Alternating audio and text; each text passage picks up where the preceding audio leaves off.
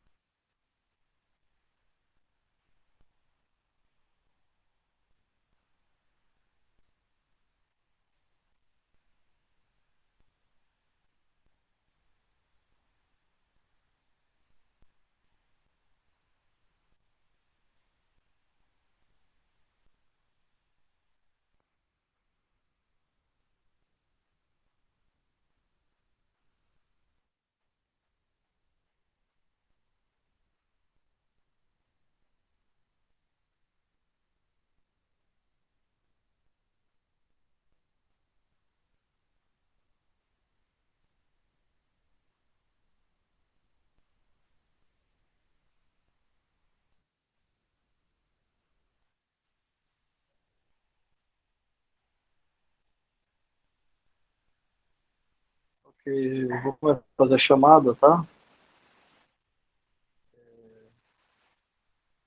Eu preferi fazer logo isso porque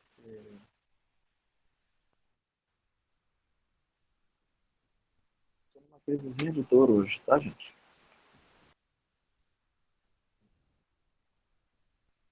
Ah, eu não sei como é que eu vou ficar no restante da aula, então eu já coloquei para gravar e começar a chamada, depois eu O completo professor não está dando para escutar muito bem a senhora. e assim por diante.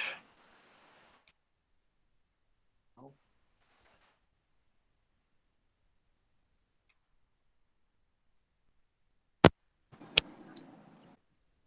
alô?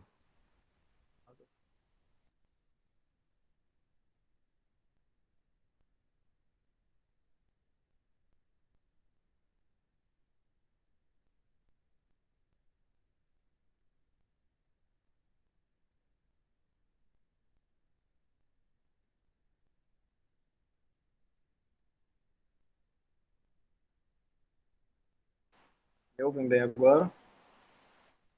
Médio? Agora, dando para escutar melhor. Ah, para que tenha resolvido.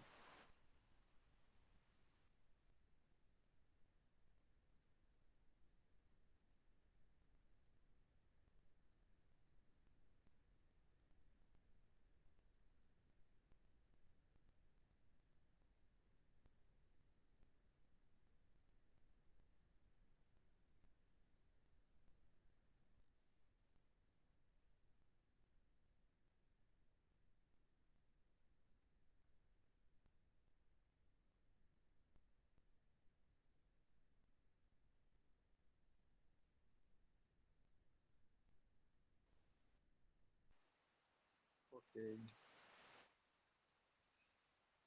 Testando de novo. Ah, Ana Beatriz está aí. Ana Marcela. Tô aqui. Ok, presente. Ana Marcela tá aqui. Tá bom. Ana Roberta e Ângela. Ângela presente. Ana Roberta não. Bruno. Brene. Aqui. Brene tá aí?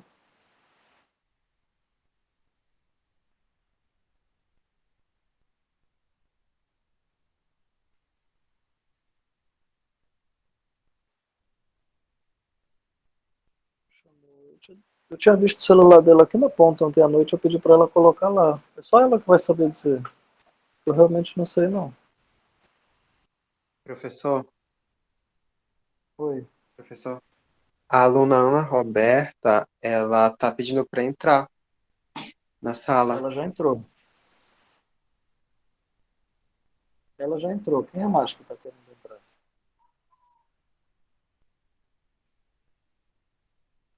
Tem mais alguém que está tentando entrar e não consegue?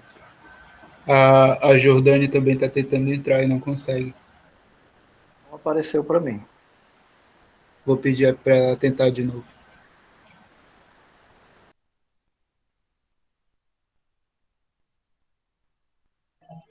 Boa tarde, professor. Não sei se o senhor já começou a chamada, mas Ana Roberta está presente.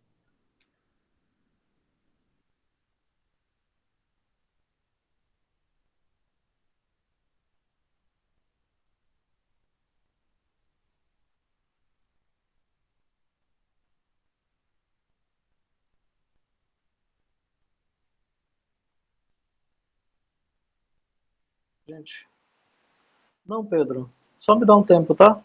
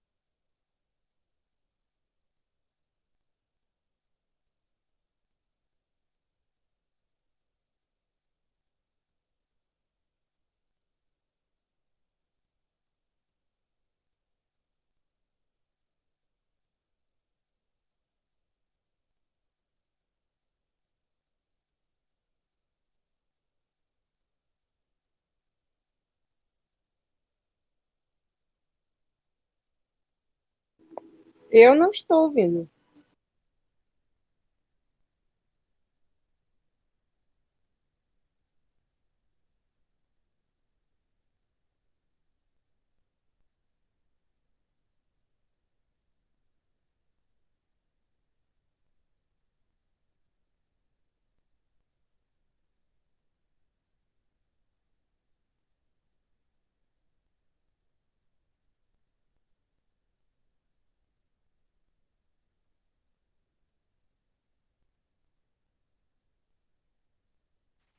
Acho que tem que alterar o microfone, professor, para poder sair o Não, áudio. gente, é que o meu computador não tem placa de áudio. Tá? O computador não tem. Quando eu uso uma aba do YouTube, eu consigo, não sei como, o som vai da janela do YouTube para a janela do Meet. Então, quando eu uso uma aba do YouTube, eu consigo exibir qualquer vídeo para vocês, mesmo que eu não esteja som. Se eu não som, é assim que acontece. Tá? Mas se eu tentar exibir um arquivo do meu computador, que é um computador da universidade, não é meu, o som não funciona. Desde que atualizou para o 10, o som parou de funcionar. E nunca conseguiram corrigir isso.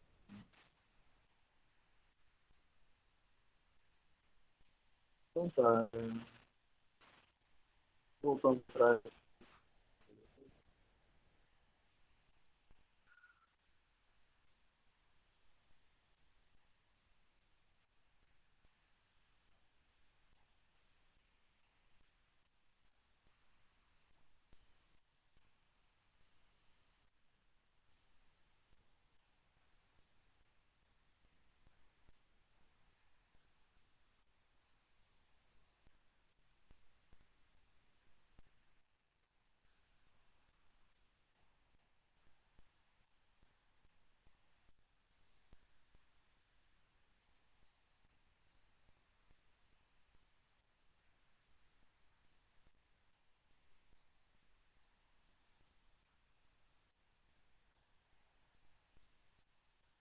O slide não tem som.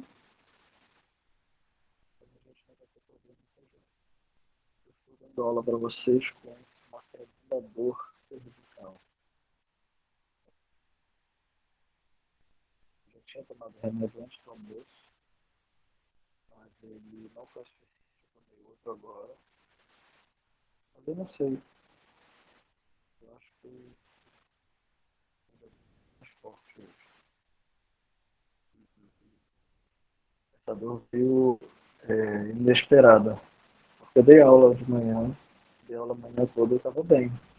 Estava super bem. Isso, pedir desculpa pra vocês, tá? Fora isso, eu tô bem, não aconteceu nada em casa. E realmente a dor forte começou a vir na hora do almoço. Eu senti dor até para levantar o garfo, tá? Porque a minha dor cervical, ela tem na verdade um abaulamento nos discos. E num desses abaulamentos, as vértebras pisam, mesmo que desce para o braço direito. Então isso me causa dor no braço direito. Vocês estão me ouvindo? Sim, professor. Sim. Sim, professor, sim. Me causa muita dor no braço direito, dormência, fraqueza. Mas não é o tempo todo, entendeu? Algumas situações assim de crise. Acontece, outras horas eu sinto dormência tipo no meio da noite, acordo com o braço dormente, aí viro, e a dormência passa, mas eu sei que a origem é na coluna. É cirúrgico, tenho consultado por 2 anos, é progressivo o problema, né? Então eu sei que uma hora dessas eu não vou conseguir fazer da cirurgia. Vou precisar pedir uma licença de saúde para me pra fazer a correção desse problema. A gente estava falando então dessa questão. Espero que a internet não saia. Depois ela fica ruim aqui na hora da chuva. Mas agora tá legal. Tá? Falar sobre as características do humanismo, né? É, a religião também se renova nesse período do humanismo.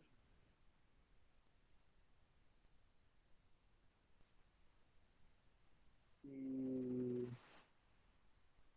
em alguns lugares se desenvolve o chamado humanismo cristão ou filosofia de Cristo, tá? Por autores como Erasmo de Roterdã, Thomas More, John Coe.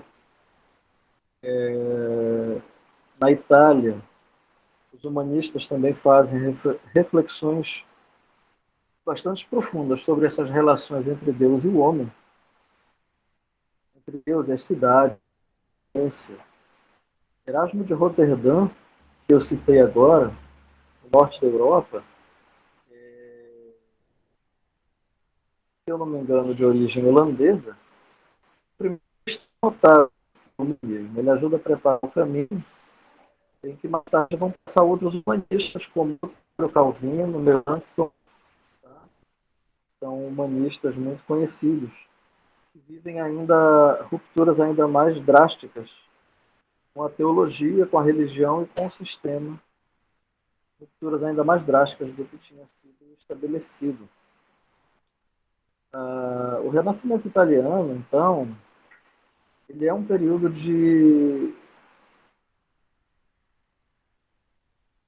uma opressão política muito grande e busca desenfreada pelo poder. As cidades italianas, assim como está acontecendo em toda a Europa, elas estão se organizando em repúblicas independentes, como se fossem cidades-estado, né? Mas, espera aí rapidinho, a chuva está molhando tudo aqui.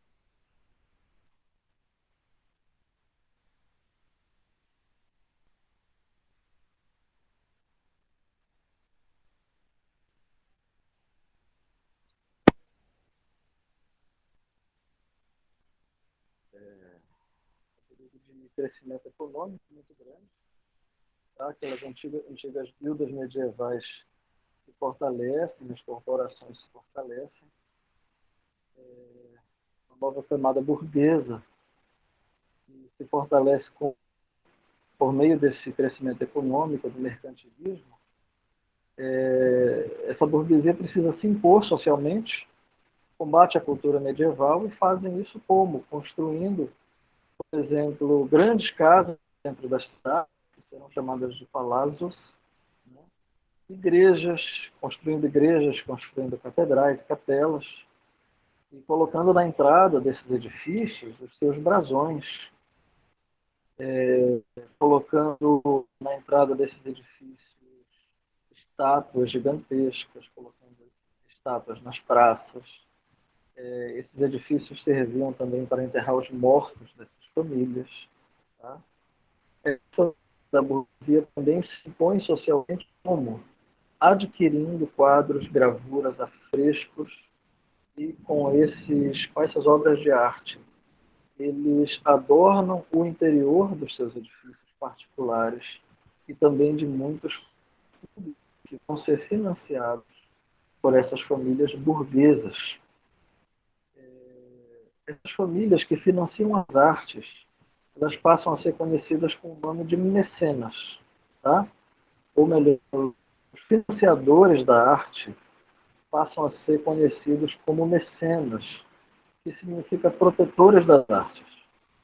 Então, a produção artística ela se torna um dos focos principais desse confronto contra a cultura medieval.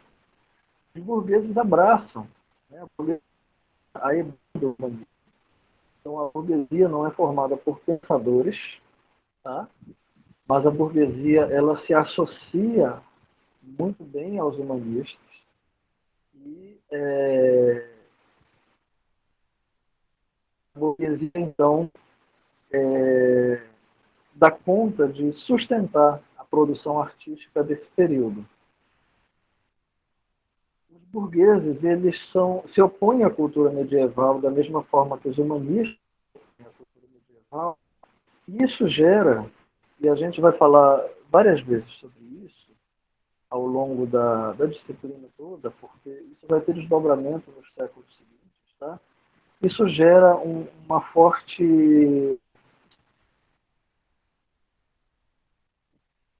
indignação, mas uma forte oposição em contrapartida, né, da parte da igreja em relação aos artistas. Ora, a igreja era as artes. Tradicionalmente, a gente não pode se esquecer disso. Tradicionalmente, quem financia as artes na Europa, na Itália, é a igreja. A gente está um temporal aqui. Não sei se vocês ouvem os trovões, a chuva, até batendo porta.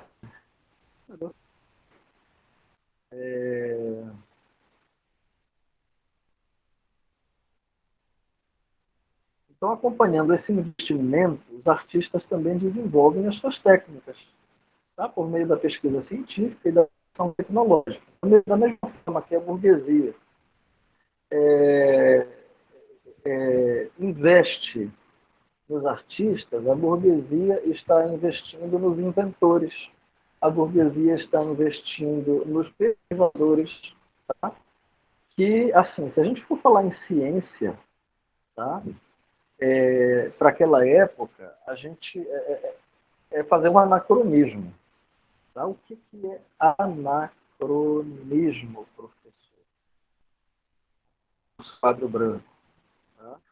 O que é um anacronismo? É você usar uma expressão dos dias de hoje para se referir a alguma coisa de outra época. Tá? Então, falar em ciência para o período do Renascimento é um anacronismo porque não havia o desenvolvimento científico, não havia o desenvolvimento da ciência, tá? Mas havia o desenvolvimento de uma série de disciplinas da ciência, da forma como, ainda não da forma como a gente conhece hoje, tá? Mas de uma forma que já não é primitiva. Então, a matemática começa a se desenvolver muito nessa época pelo contato do povo europeu com o povo árabe, tá?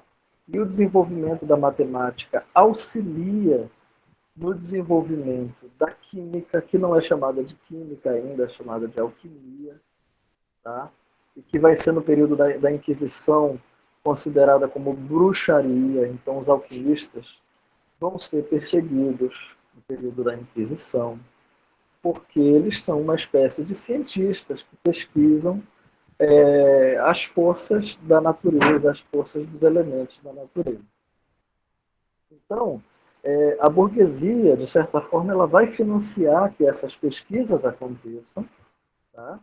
Ela vai financiar que as invenções aconteçam, até porque muitos dos nossos artistas são também inventores, são também matemáticos, são também filósofos, teólogos e por aí vai. Tá? Então, se vocês forem pegar cada um dos nomes dos principais artistas do Renascimento italiano, você tem caras como Leonardo da Vinci, que ele não era apenas pintor e escultor, mas ele também era inventor, matemático e exercia um bocado de outras atividades bastante diferentes da pintura, tá?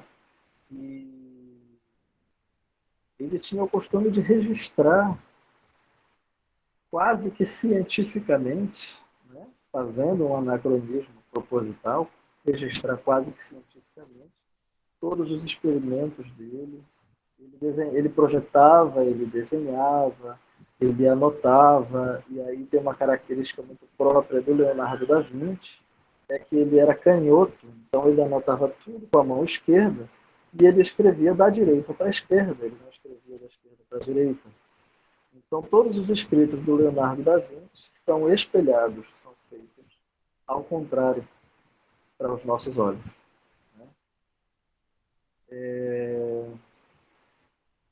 A arte renascentista, ela é uma arte, então, de pesquisa, ela é uma arte de invenções, de inovações e de aperfeiçoamentos técnicos, porque os próprios artistas renascentistas, eles serão inventores na arte, tá? A arte vai ser reinventada nesse período.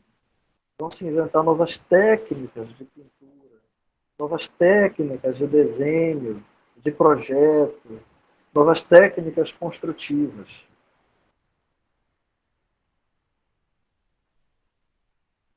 Alguns expoentes da literatura vão fazer parte da primeira grande geração de fundadores e divulgadores da corrente humanista. Tá? Homens como Petrarca e Boccaccio, tá?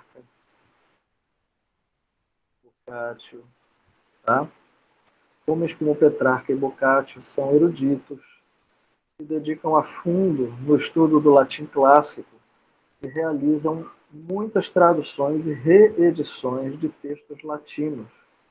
Eu havia comentado isso na aula passada, né? E esse é um dos pontos chave para a gente compreender, por exemplo, como é que o humanismo, e aí a gente não está falando de renascimento, mas de humanismo, tá? Como é que o humanismo ele entra com tanta força diante do povo europeu. Tá? O povo europeu não tinha acesso aos escritos. O povo europeu tinha os seus escritos todos guardados nas grandes universidades medievais e guardados em cópias escritas em latim, cópias feitas em latim. Tá? E até o período medieval, todas essas cópias elas eram feitas à mão. A imprensa, principalmente a imprensa de tipos móveis, como era chamada, ainda não tinha sido inventada. Tá? Aquela imprensa que você coloca lá letrinha por letrinha, né? E aí você imprime a folha, imprime outra folha, depois você coloca de novo as letrinhas e aí imprime as folhas. Tá? A imprensa vai ser inventada por um humanista também, o Gutenberg. E nesse momento, a língua, a relação do povo com a sua língua vai mudar muito. Vai mudar muito justamente porque o acesso à língua escrita vai aumentar. Tá? Então aqui existe uma função muito importante dos literatas e dos teólogos, porque eles vão fazer a tradução de muitos textos antigos para as línguas maternas europeias, começando pelo alemão, inglês, francês, italiano, e daí para as outras línguas europeias. Tá? Na Itália, a língua, a arte e as formas de composição literária toscanas vão assumir um papel de primeiro plano como linguagem cultural. A relação do movimento renascentista com a evolução das monarquias europeias não é uma relação acidental, tá? Não acontece por acaso. As monarquias europeias elas vão se fortalecer nessa época, vão se fortalecer muito, tá? Pelo crescimento das cidades, pelo crescimento da burguesia, do mercantilismo. Isso vai fortalecer muito as monarquias modernas europeias. Tá? Modernas, a gente está falando de idade moderna, que começa com o Renascimento.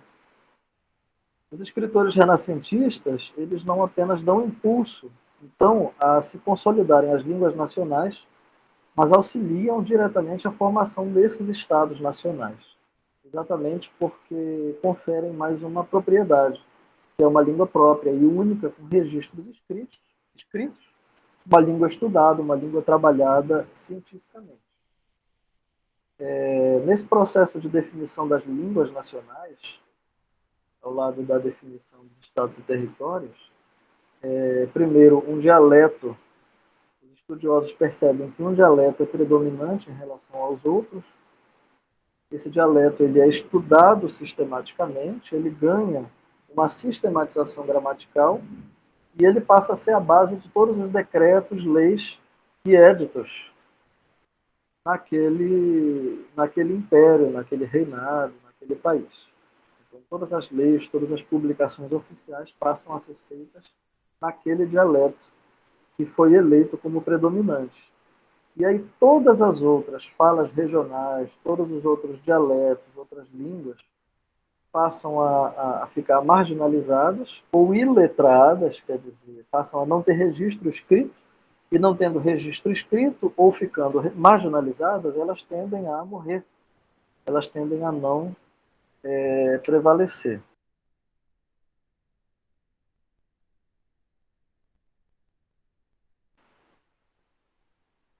Tá? E muitas vezes algumas dessas línguas que não são registradas, que não ascendem como a língua principal de um país, elas acabam até por ser proibidas, tá? Por qualquer razão. Na literatura, os gêneros literários, os gêneros do teatro, eles começam a remeter à própria antiguidade clássica, o poema épico, a poesia lírica, o drama pastoral, as narrativas satíricas, a tragédia, a comédia, entre outros. A forma e o metro, eles são quase todos de criação italiana. O soneto, o verbo decassílabo, a oitava. Tá? Nem estou exemplificando aqui porque a gente vai passar por cima disso, vai se deter nas artes visuais e na arquitetura. Tá? E não se tratava apenas de restaurar gêneros antigos, mas de utilizar esses gêneros para veicular um conteúdo que é novo, tá? Sob forma que suscitam uma sensibilidade nova. Então, o Renascimento italiano, ele é essa gênese, ele é quando começa todo esse espírito moderno, quer dizer, é um espírito que nós vivemos até hoje, de busca desenfreada pelo conhecimento, pelo poder e pela riqueza. Tá? Até a Idade Média, nós tínhamos uma estase. Tá? Não confundir com êxtase. Estase é uma estabilidade. Nós tínhamos uma estabilidade em relação à busca por conhecimento, poder e riqueza. Tudo era muito plano, tudo era muito estável. Tá? E as pessoas com muita facilidade aceitavam permanecer dentro de um sistema, aceitavam permanecer onde estavam. A partir do nascimento, esse tempo de desejar o novo, de desejar a novidade, de buscar o poder, a riqueza, o conhecimento. O Renascimento é frequentemente dividido em três grandes, tá? Que são o Trecento, o Quattrocento e o Cinquecento. Os séculos 13, 14 e 15, de 1300 século 1100. São séculos 14, 15 e 16. Tá? Só um instantinho.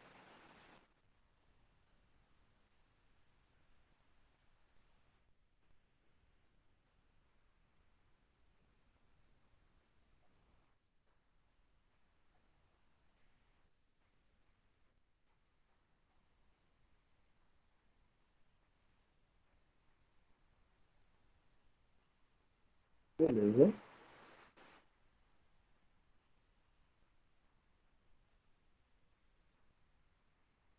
Então, infelizmente conhecido como poeta do Nascimento, tá? No século XIV, período de aprendizagem da arte renascentista. Tá? Ele elabora a arte renascentista. Ele acredita que ainda existe uma presença muito forte dos elementos medievais na sociedade, nas artes. Existe ainda uma manutenção do franciscanismo muito forte, muito difundida nas camadas populares. Tá? O que é o franciscanismo? Lembrando que eu falei na semana passada sobre Francisco de Assis, né? Eu estou tentando ver se eu me enxergo aqui. Não me enxergo, não. Tá? Então, Francisco de Assis, ele houve uma sociedade europeia medieval, tá? E a gente entra no Renascimento, isso que a franciscanismo está muito fundido nas camadas e ele não deixa de ser características do próprio humanismo. Eu já citei Dante, citei o Petrarca e o Boccaccio na literatura. Tá? Na arte, esse é um período em que Giotto é o primeiro expoente. Né? Nós vamos estudar com mais calma o Giotto, mas eu cito ele agora como o precursor da pintura dessa primeira fase do Renascimento. E temos também o Duccio e o Cimabue.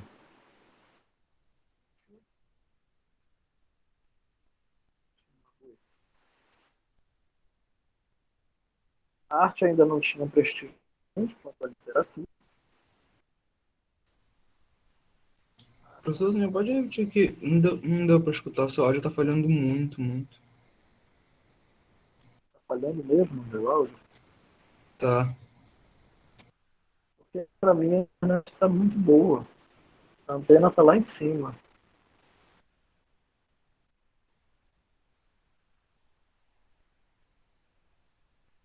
Pra gente fica cortando. Não sei pros outros, mas pra mim tá falhando muito. Eu acabei de perceber que meu celular saiu do Wi-Fi. Ah, Então eu estou conectado no PC. Então isso pode ter acontecido por causa da conexão. Eu vou desconectar e voltar. ok.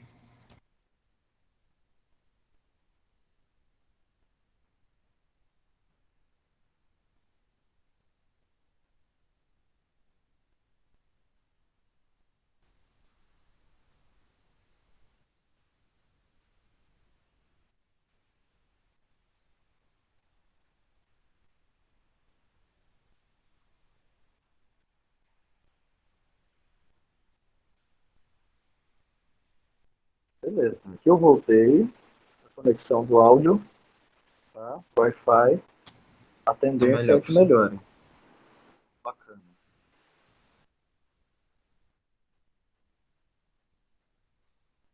A arte ainda não tinha um prestígio tão grande quanto a literatura no começo. Tá? A arte, eu digo, as artes visuais, principalmente, tá? Pintura, escultura, elas ainda não tinham tanto prestígio quanto a literatura. O costume que a gente tem de conhecer o artista pelo nome, de conhecer a obra do artista, vocês mesmos viram nas apresentações de vocês até a Idade Média que a gente não tem obras com o nome dos artistas até a Idade Média, tá? No final da Idade Média é que a gente vê aparecendo o nome do Giotto.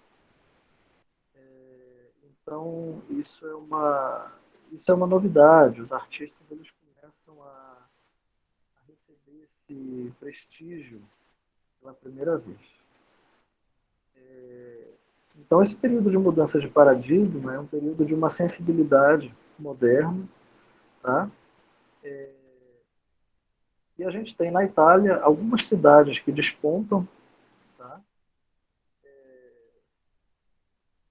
Dentre elas a cidade de Florença, a cidade de Siena, a cidade de Pádua. Tá? Florença depois ela vai se tornar a chamada capital do Renascimento, mas as cidades de Siena e Pádua elas são historicamente mais importantes do que Florença. Vou ver o que segue aqui na minha exposição. Aqui a gente tem uma pintura do Giotto, a Lamentação do Cristo. Olha lá, concluída em 1306.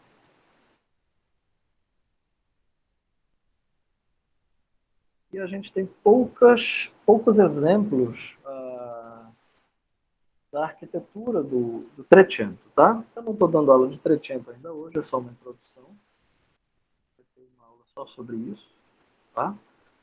O Quattrocento é o período de grandes realizações do Renascimento. Deixa eu dar um pulinho aqui no meu script. O período de grandes realizações é quando Florença toma conta do espaço e desponta como grande centro da cultura italiana e da cultura europeia. Tá? Então, Florença ela se torna uma espécie de capital da Europa nesse período. E o domínio de Florença ele não é só cultural, mas é um domínio político também. A instalação da cúpula da Catedral de Santa Maria del Fiore por Brunelleschi consagra a glória e a hegemonia da burguesia florentina. Florentina é de Florença, tá? Assim como napolitana é de Nápoles. Eu não sei se vocês já se ligaram que o nome das pizzas tem a ver com as cidades e regiões italianas. Eu descobri isso depois de um tempo. Caiu a minha ficha. Eu achava tão engraçado. A minha filha que está caindo a ficha dela aqui agora. Florentino também não é sabor de pizza, não. É daquela música do Tiririca mesmo. Florentina, Florentina. A música é antiga. Essa música é antiga. O Quattrocento também é um período de auge do humanismo. Sim, a propósito, voltando aqui, a propósito da instalação da cúpula da Catedral de Florença, por Brunelleschi, esse é o assunto do documentário que eu queria ter exibido hoje para vocês. Então é muito provável que na próxima aula, se eu não conseguir acesso ao vídeo, como eu tenho ele no meu notebook, eu consiga exibir ele ou do notebook da minha esposa, ou do notebook da minha filha, tá? Para poder passar para vocês, ou exibir do meu próprio celular. Vou passar o vídeo para o celular. Ok. E poderia mandar pra gente também, pra gente assistir, ou alguma coisa assim. Eu preferia fazer isso de forma assíncrona, Yuri. Eu preferia iniciar a aula, colocar o vídeo e depois a gente comentar. Entendi. É isso. A ideia é essa. Tá? Florença vai importar artistas como Leonardo da Vinci. Então, para a gente ter ideia do quanto Florença cresce culturalmente, financeiramente, né? Artistas como Leonardo da Vinci eles vão ser levados a morar em Florença por causa do crescimento da cidade. E também por isso o auge do humanismo renascentista ele vai ser vivido durante o Quattrocento na cidade de Florença. E o humanismo vence, triunfa, né, como espírito de um tempo. Vocês lembram que eu falei sobre Zeitgeist na aula passada, né, que é o espírito de um tempo? São as ideias, é todo o pensamento, é toda a cultura que está por trás de um período. E o humanismo ele finalmente triunfa como o zeitgeist do Renascimento. Esse é um período em que a gente já tem grandes nomes despontando na pintura, na arquitetura e na escultura. Então a gente cita aqui o Ghiberti e o Brunelleschi, que são rivais na arquitetura. O Ghiberti é mais antigo, o Brunelleschi mais jovem, mas eles vão ter uma disputa acirrada aí, né, no concurso pela porta da Catedral de Florença, depois pela cúpula da Catedral de Florença. Né, e o Brunelleschi ele consegue resolver os problemas estruturais e executar a construção da cúpula, da forma como ela está construída até hoje. Tá? Na escultura, o principal expoente desse período é o Donatello. E a pintura é um período de grande desenvolvimento. Olha aqui, a cúpula da Catedral de Florença. Tá? Santa Maria das Flores. Só um instantinho.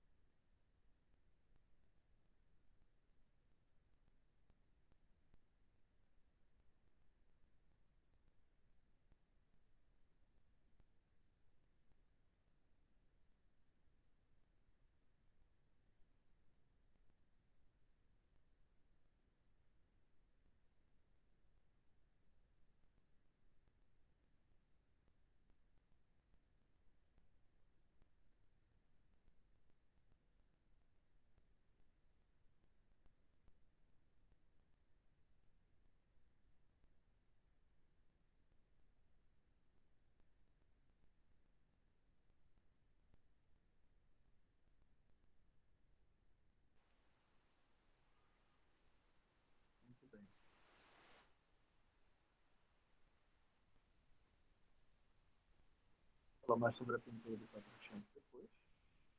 Tá? Cinquecento é o tempo que a obra já tinha um grau elevado de elaboração, conhecido por alguns autores, historiadores, como a Idade de Ouro do Renascimento. Ao mesmo tempo, é uma fase de crise econômica dentro da Itália, que vai desencadear problemas sociais graves, tá? Também por conta da introdução de Espanha e Portugal no mercado das especiarias, devido ao desenvolvimento das grandes navegações. Então, a gente já vê aí, já que a gente está falando de 1501 a 1600, então a gente já está considerando o Brasil como terra encontrada por Portugal. Né? América do Sul, então as Américas já foram todas descobertas, estão em processo de colonização.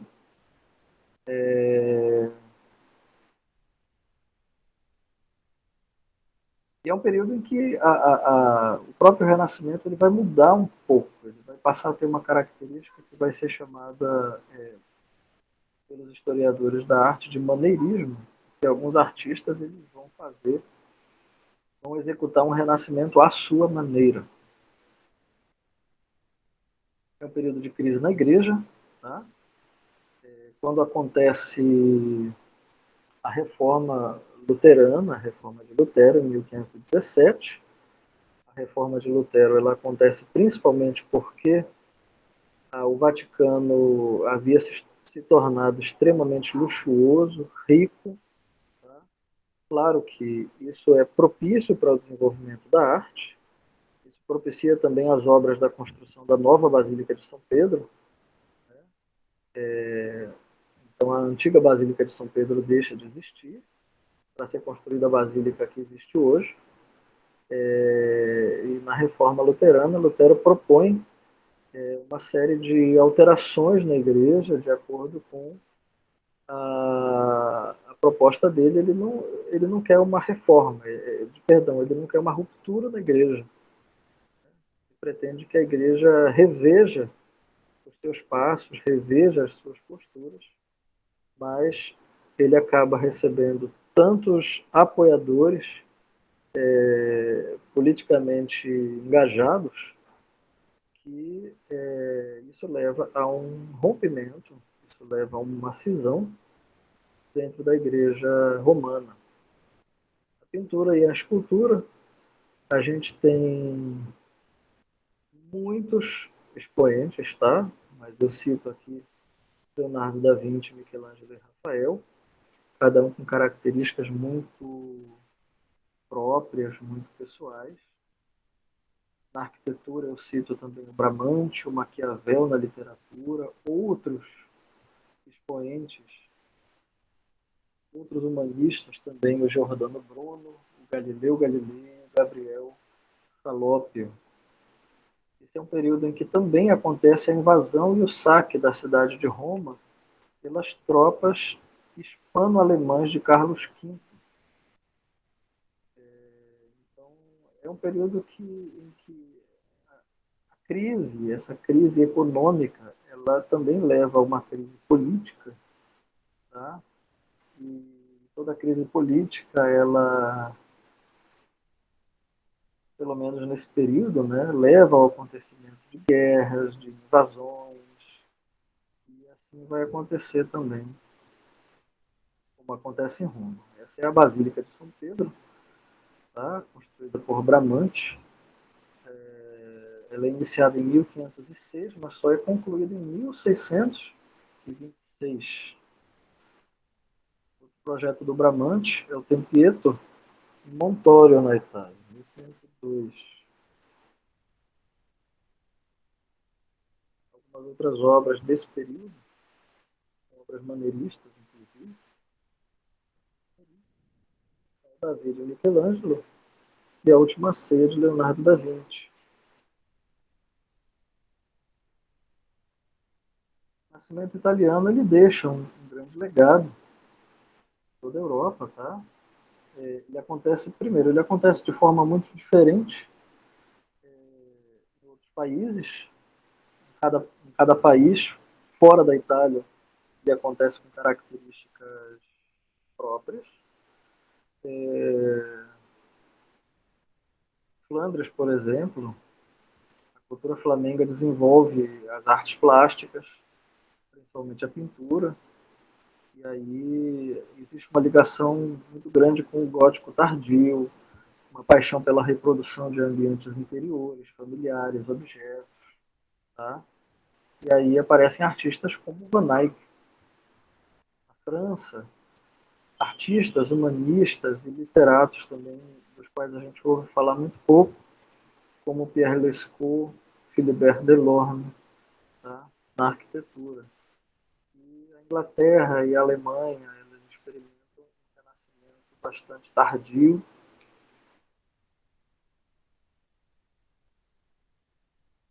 mas de grande impacto, tá? O impacto da reforma de Lutero na Alemanha, por exemplo.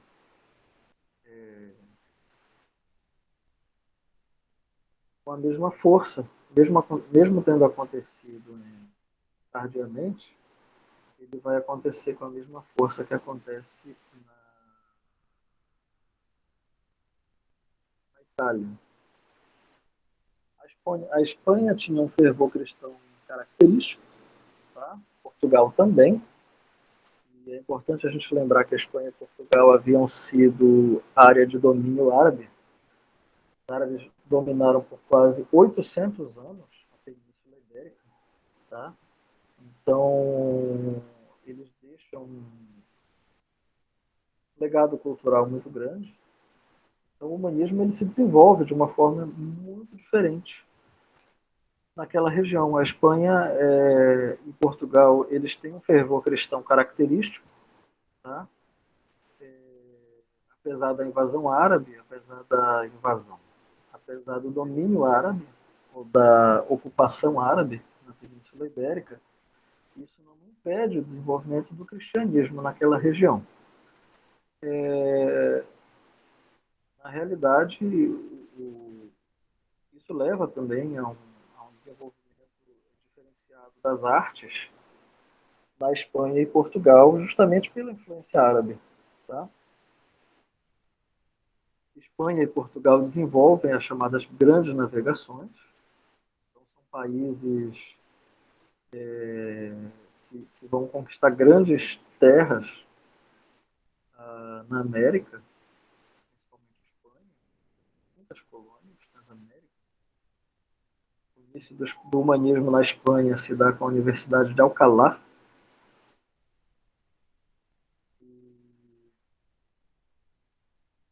Teatro, a gente tem o teatro português, por exemplo, a literatura de Gil Vicente, que também é muito pouco citada, muito pouco trabalhada, quando a gente fala ou ouve falar sobre Renascimento.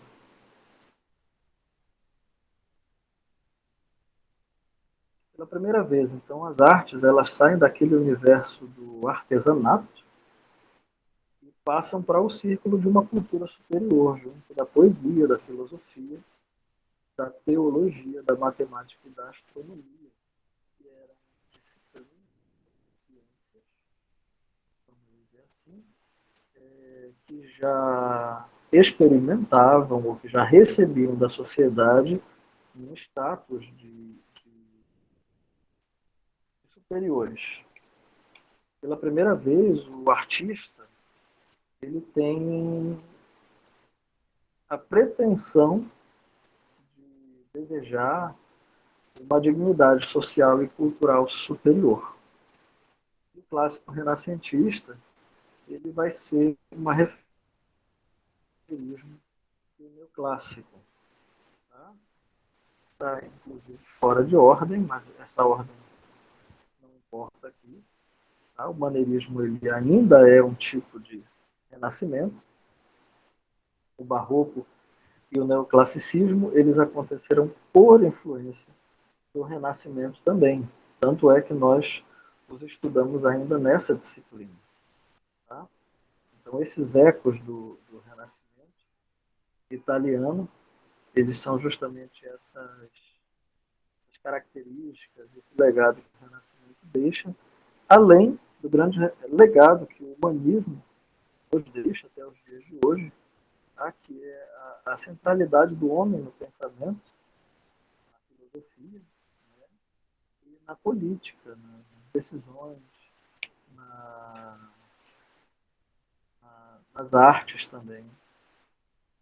A centralidade do homem e não da religião.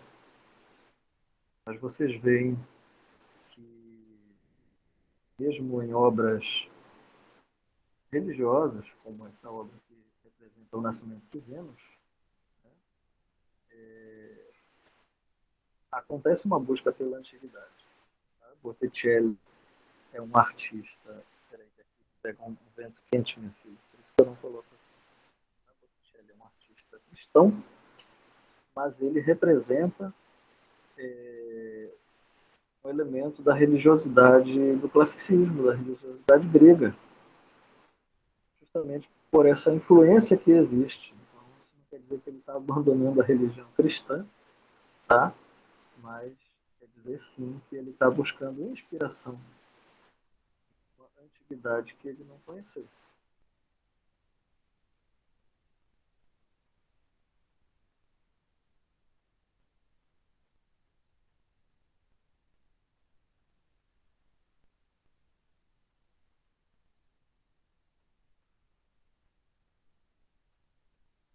Eu vou insistir agora com a chamada.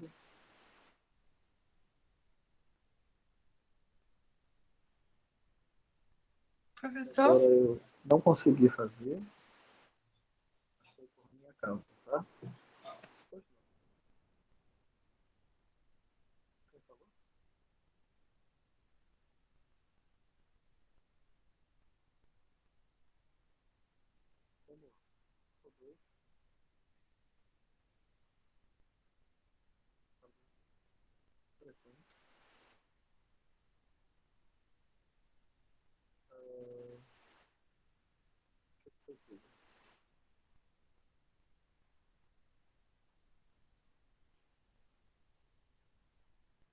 Preciso começar outra vez, tá? Ana Beatriz e Ana Marcela. Aqui.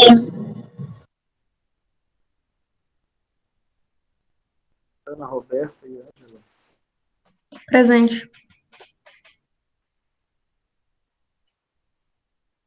Ângela não está. Brene e Bruno. Aqui. Professor Bruno. Breno tá sem energia em casa.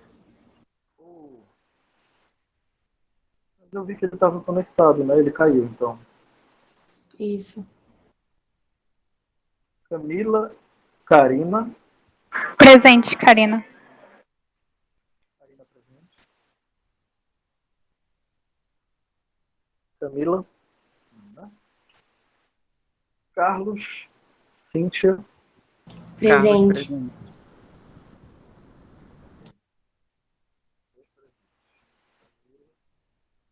Carlos, Daniel e Cíntia. Clara Vitória e Daniele. Clara presente. Daniele, presente.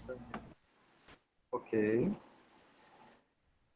Elaine Dias, Gabriel Carneiro.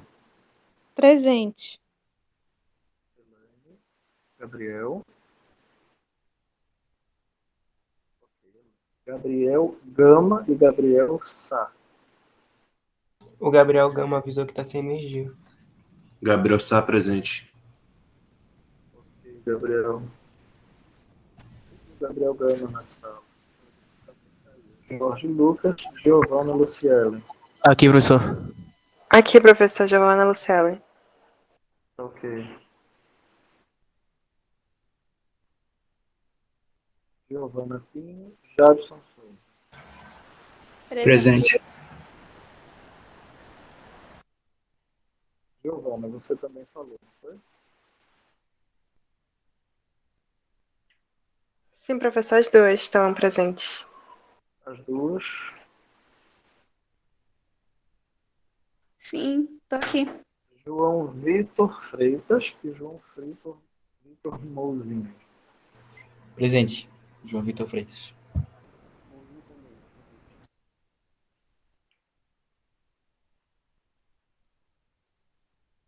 João Vitor Mouzinho Siqueira, Jordane.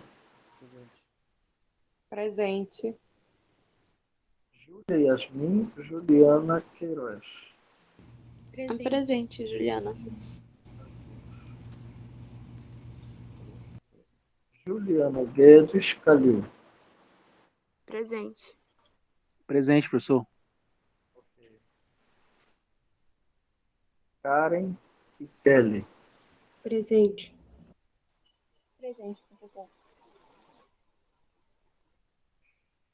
Letícia Luiz. Presente, professor.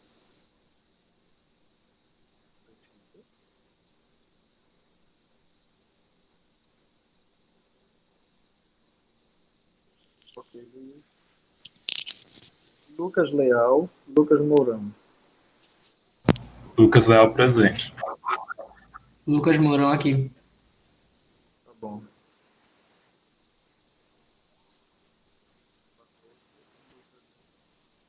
Ângela.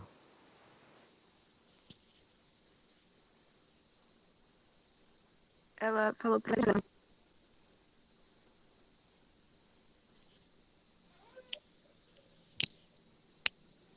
João Vitor Mouzinho. Juliana, eu já registrei, tá? João Vitor.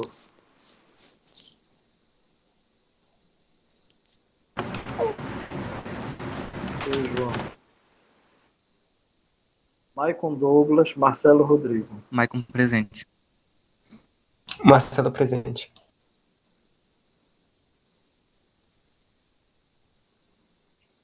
Márcio Régio, Marlon Dias. Presente, professor.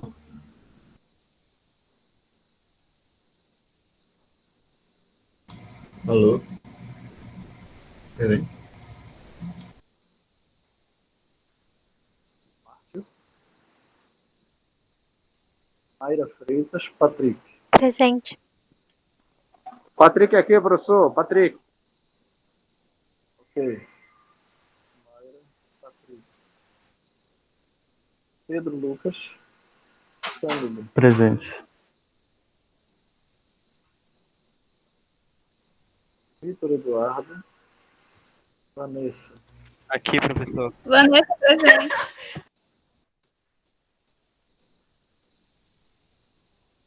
Vocês conseguem me ouvir? Júlio Cardoso, presente.